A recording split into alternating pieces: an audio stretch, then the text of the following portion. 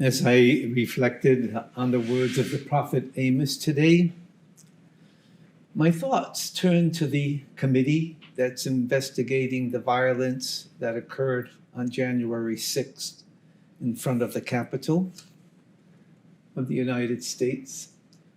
People who were enlisted to witness before the committee spoke of the egregious abuse of power.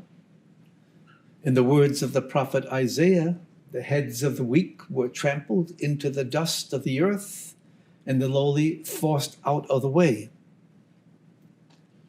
What surprised many who turned to listen to the proceedings was the frequent use of biblical references and quotes those witnesses used.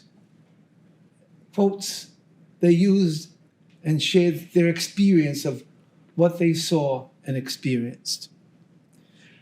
Prominent and high-ranking figures refused to give in to the pressure to lie and do things that were unethical. One high-ranking official spoke of his time alone in his hotel room before being called to respond to questioning by the committee members. He said, "I sat alone, reading quotes about courage and watching a church elder's video about being a peacemaker.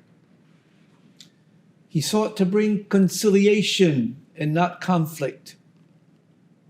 An aide to our Vice President of the United States sent him a message upon completion of his testimony. I ran the race. I kept the faith." Remember what these men, and yes, women like them did. Those who never think of God. As in the days of Amos, when the poor and the head of the poor were trampled under feet, down to the present, the poor continue to be trampled and babies yet unborn are canceled. In his gospel today, St. Matthew reminded us that not everyone was taken in by Jesus' message, although inclined.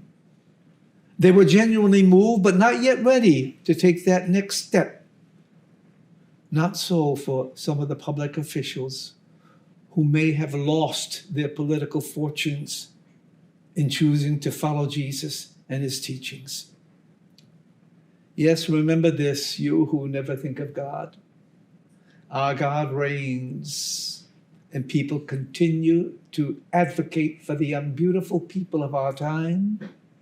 Following Christ and his teachings is still their number one priority. May it also be ours.